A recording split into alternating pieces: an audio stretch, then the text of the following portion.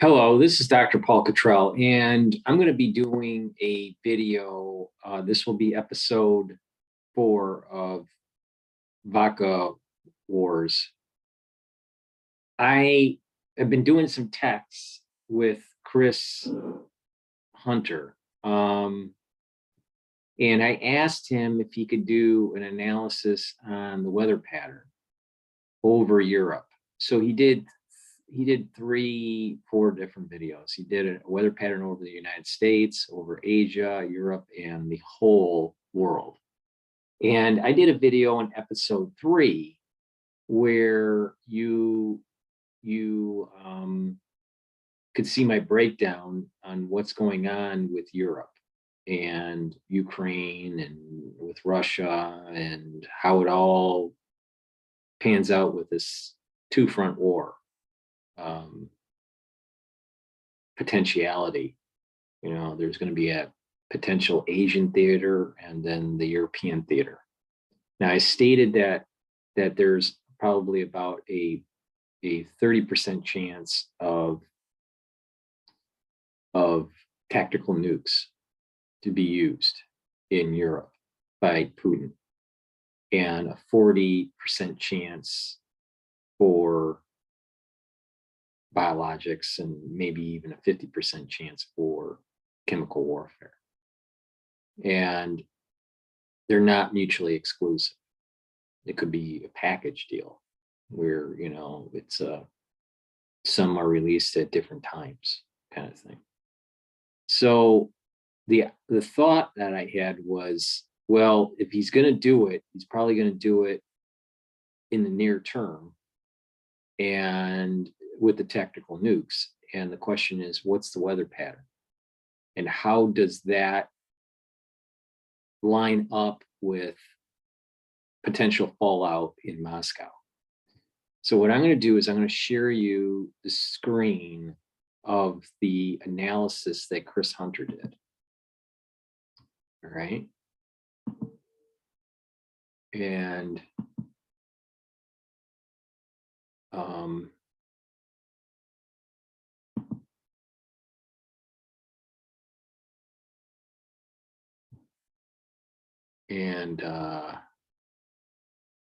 we'll do the 7-day over the United States first. Let's start this over.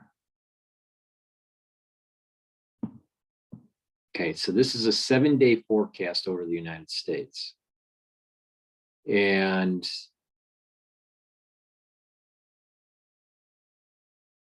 anything that would be happening, let's say, in Europe now, like in one day, would be like the 7th day or so coming in.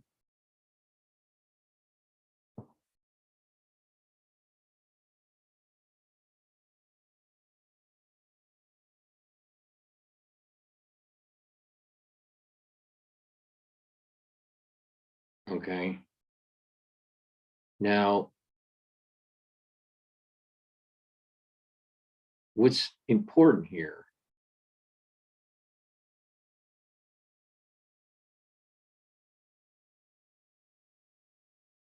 and I don't think that they're going to do a tactical nuke against the United States. If they did a tactical nuke, it would be in Europe. But on the 7th day, so we're on Thursday right now. This is Thursday projection. So like Friday, Saturday, Mark, you're talking about some of the weather pattern coming in as a fallout.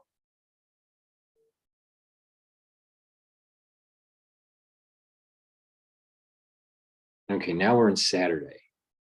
And you don't have a lot going on in terms of coming in from the Pacific. And the question is there anything coming from the northern area that cycles? Okay, so there's not much coming in from the Pacific on the 7th day for fallout, nuclear fallout.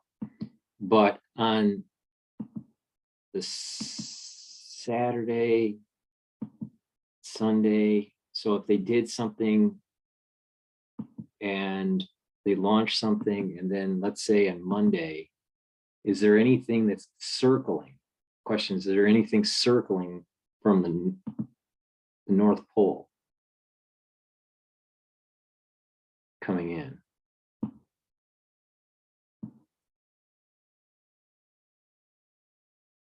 To the United States? And it doesn't look like there is. I mean, there may be a little bit of fallout going into Newfoundland.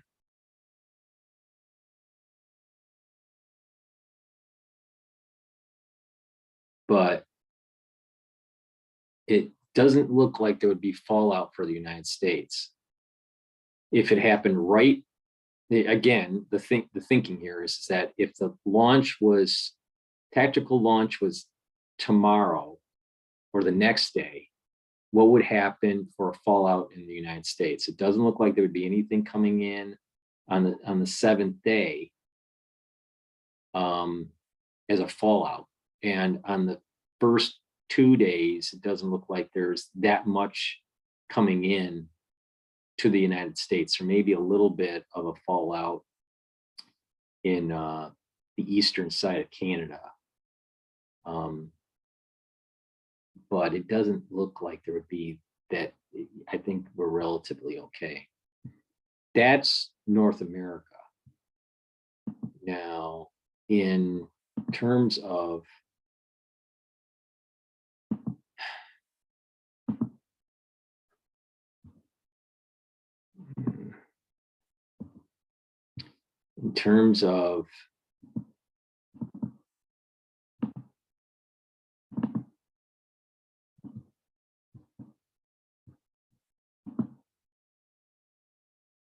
now, this is the world map. Okay, let's start it again. So this is the beginning of the 7-day projection. And you gotta keep in mind, here's France. Okay. So we're talking about Ukraine is like right here. Here's Belarus, and then Moscow is right about here. Okay, so this is all Europe. Okay. And if a tactical nuke was launched by Russia, and what the pattern would be.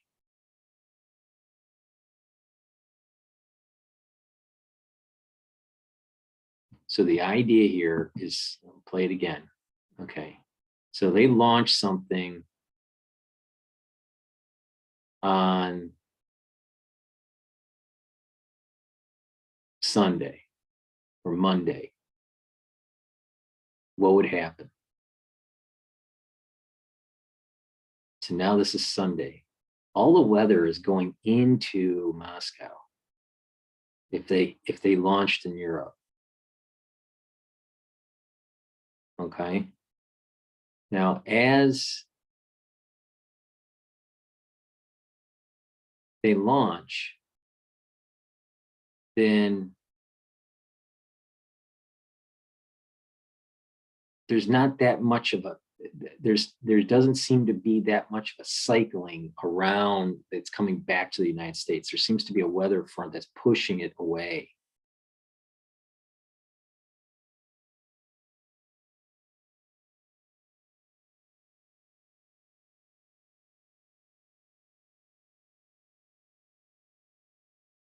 Now there's a circling weather pattern here on Thursday.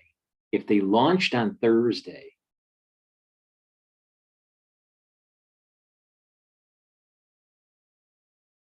some of that fallout may be picked up and swing in. But even then, you're talking about Canada partially affected, maybe Iceland, Greenland, I guess it is, Greenland would be affected. but it doesn't look like the United States is really that affected. Now we may get a little bit of a fallout with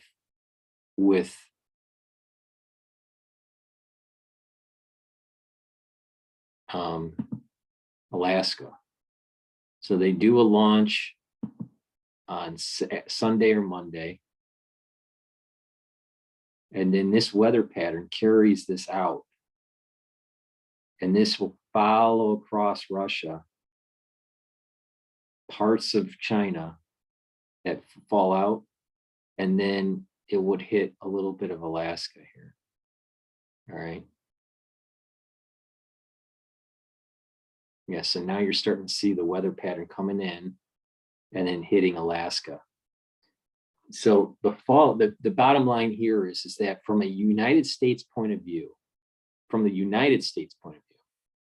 that a tactical nuclear launch from Russia into somewhere in Europe would somewhat not affect us too greatly in terms of fallout with the continental United States, but would affect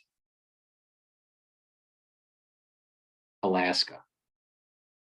Now, if we look at now Europe up close, where you can see the vector plots, this is important here. Now, before I play it, just to get your bearings here, okay, here is Ukraine. This is Belarus, and then Moscow is up here. Okay, now, oh wait, is it? Yeah, I think Moscow's up here. Yeah, Moscow's right here. Moscow, this is Ukraine, this is Belarus. All right, there's France. Okay, so you get your bearings here. Okay, now this is Italy. Okay, so now it's going on Saturday, so they do the launch on Sunday.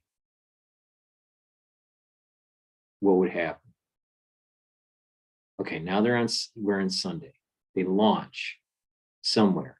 Those vector plots are all going into Moscow. So the main point here is that, and then there's a little bit of a cycling, but that cycling stays up by the Nordic countries. It stays away from the United States. So now we're on Tuesday. Still the vector plots would go into Moscow if they launched. Okay, now if they launched here, there's a little bit of a break where if they launched to Germany, it would cycle down into Greece and Italy.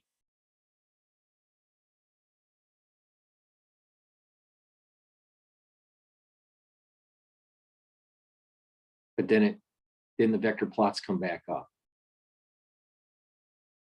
So on Thursday, or that's Wednesday, the break. Okay, the break in the weather's around, you start seeing the break at around 6 p.m. or so on Tuesday. And then things are starting to move down. And the vector plots, so if you hit Germany, the fallout seems to cycle down into the Mediterranean. But then this northern front comes back in, and those vector plots start to go back to Moscow at about Friday, the end of Friday.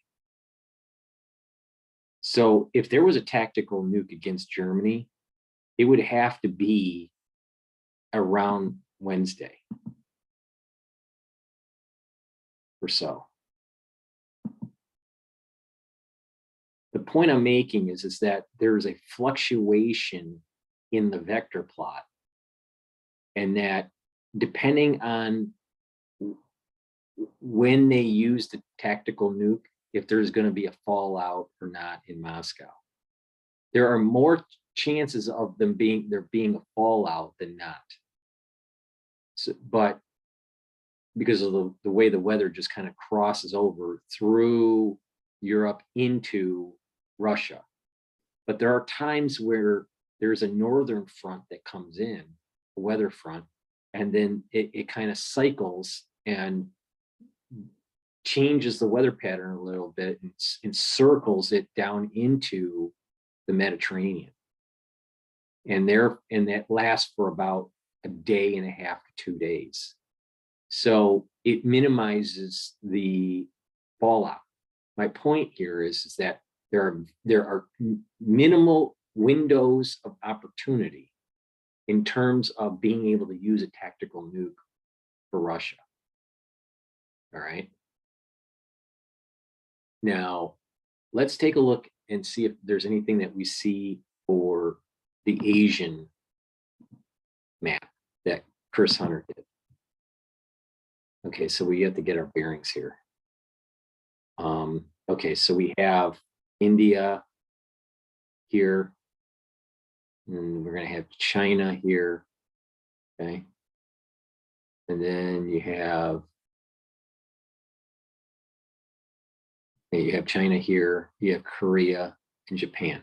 So here's Japan, Korea, China, you have Russia up here. All right.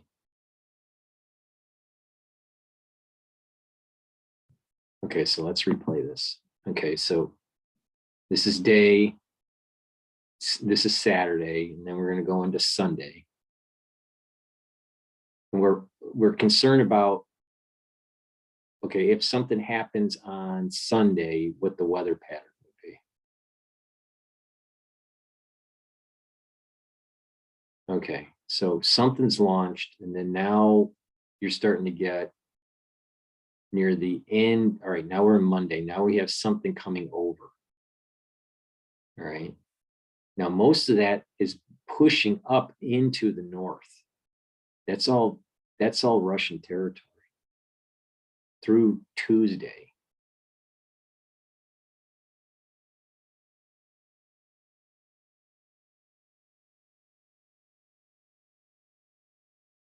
Now we're on Wednesday.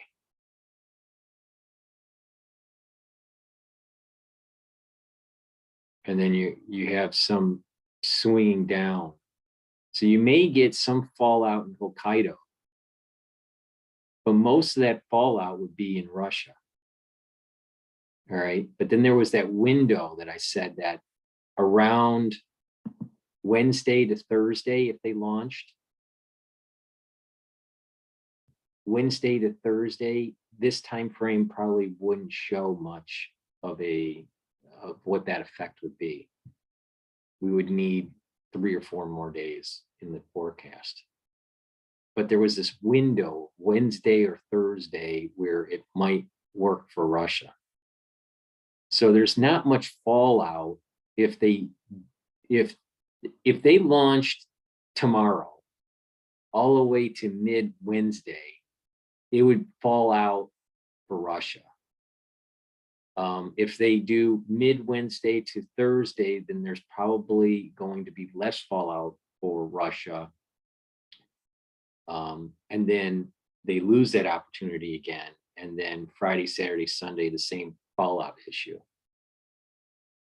And over Asia, if they do tactical nukes, then the fallout is much greater for Russia. Okay, so what does this mean? Okay, well, if we play this all the way out to day 7 or so now we're Friday, all right. But the point here I'm making is that you can see how the weather pattern, as it's coming across, all right, it's going right into Alaska. Okay, So Alaska will have the same, Alaska is going to have the same issues, okay, as let's say Russia, but less because it's dissipated, fallout's dissipated. Of course, you're going to have a blast radius, but with tactical nukes, the blast radius isn't going to be that great. So, okay, so what do we learn about what Chris did with these weather patterns? Okay, we go back to the thesis that I had, that this is going to be a non-conventional war, or the usage of non-conventional warfare weapons. All right. That's nuclear, chemical, biological. There's only a very small window of opportunity, usually due to the weather pattern over Europe, where Russia will be able to use tactical nukes. Tactical nukes from the Allied perspective, the NATO perspective, if they use them, it's much better because the weather is usually in their favor. The weather is only in the favor one out of the 7 days for Russia. Well, for the Allies' perspective, if they did a first strike with tactical nukes, that the Allies have a better chance 85% of the time, 86% of the time, while the Russians only have, usage of tactical nukes, if they're concerned about fallout on Moscow, only 14% of the chance. So the chances of tactical nukes being used, unless it's a total last resort, has now brought the probability from 30% that I originally thought down to maybe 5%. There's just not enough window of opportunity to prevent fallout with a nuclear tactical strike in Europe. So the chances of Russia using nukes is small. It could still happen, but I think the probability of using chemical or biological has increased. So instead of saying, 50% for chemical and 40% for biological, I would push that up another 5% or 10% for each of them. Biological 50% and chemical maybe 60% chance. They may pick what, it's better to do biological because it's a little harder to track than chemical. I mean, right away with chemical. Biological, there's you can kind of hide under the radar because of what's going on with COVID. So keep in mind that there is this thing called nuclear weather, all right? And that when a tactical strike happens, they have to also understand the 10-day weather pattern after the strike. And when they're doing their strike, they have to, they have to look at the projection, because they're downstream of the tactical strike. Russia's downstream of it most of the time. 85% of the time, they're downstream. So there's only these little windows of opportunity that they can use tactical strikes, tactical nukes. So in a way, Russia has been boxed in with the movement of NATO. Russia really does need kind of a buffer. If we're not going to bring Russia into the orbit of Western civilization, Western economies, then there needs to be a buffer country where there's no militarization kind of thing. There's that natural buffer of Ukraine. That is the natural buffer. We have buffers, let's say North Korea and South Korea. It's called a DMZ. So we have these to try to have stability, but NATO has been encroaching slowly. And you can see from this perspective what the Russians are seeing.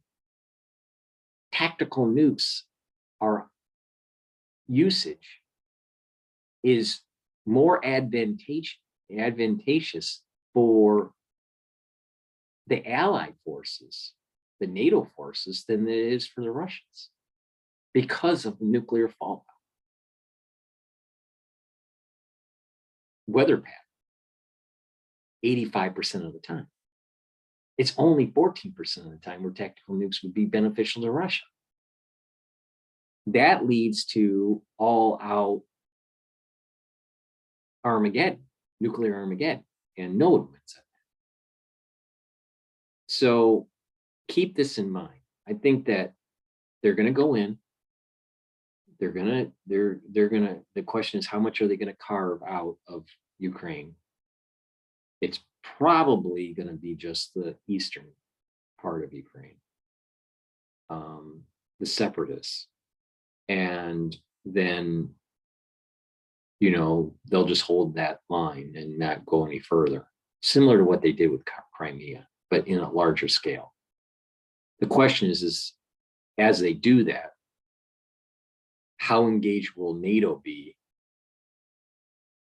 And I suspect that they will get engaged and use Ukraine as kind of like the proxy. And then this will be, this will escalate. I still think that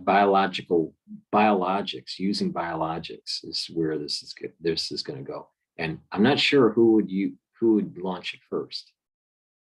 Either the NATO countries, either the NATO alliance run by the United States, either the United States launches biologics in the separatist area of Ukraine, or the Russians as they, take over urban areas. It's hard to tell who would do it. I'm sure it would not surprise me that the vaccines that we have been given or forced to take have the capability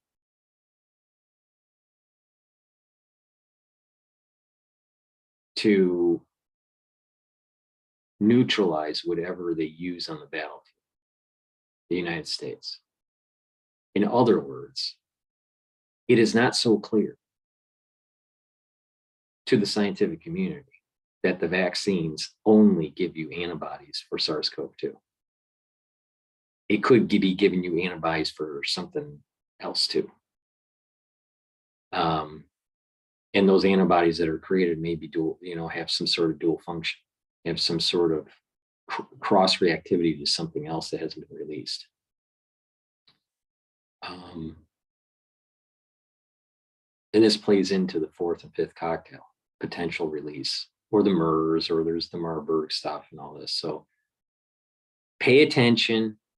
I think Chris Hunter did a really good job in setting up these videos so quickly. And I think there's this story, this nuclear weather plays into what can be on the table, at least in the next 7 days for Russia. You may have a small window where you may have a 3-day window of tactical nukes to prevent fallout over Moscow. Maybe, but the far majority of the time, when you look at these vector plots, tactical nukes without fallout on Russia is a low probability. There's going to be fallout on Russia most of the time. So it's not a good strategy. Biological warfare, that's a better strategy, especially if they've inoculated their soldiers and their population to drop these types of biological weapons. So stay tuned. I think that there's a story here, And thank you for listening. Go to my website, the-studio-reykjavik.com. Make sure you subscribe to all my channels, all 3 channels on YouTube, Rumble, BitChute, and Brighteon. And please go to the store, the-studio-reykjavik.com, and purchase the products that help support my channel. You can buy liquid nanosilvers that help neutralize pathogens. You can buy soaps and lozenges, liquids and gels that have the nanosilver. You can buy C60, that is a very strong antioxidant. You can get my Boomer products from my store that help to boost up your health. There's antioxidants there, there's probiotics, there's multivitamins that I sell.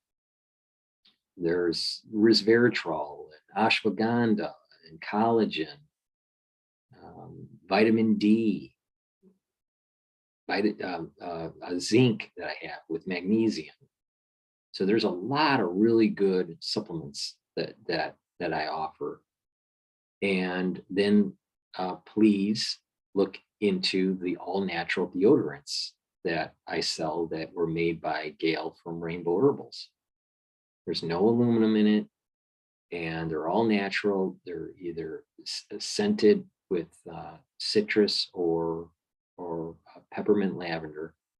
And I sell a toothpaste that is the best toothpaste that you're going to be able to purchase.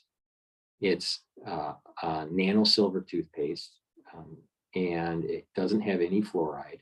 It's very good. It's inexpensive, and it helps support my channel. So purchase a few products from the store, and it helps my work. And not only that, you get some unique content. I'm sure no one has given you a little bit of a better understanding on why biological or chemical warfare has increased in potentiality in Ukraine relative to tactical nukes. And that's because of the work that Chris did in making these animations. So thank you for listening. Please go to the store, purchase the health products, and that will slow down your aging process, and not only that, help with your cardiovascular health. So thank you for listening, and have a nice day.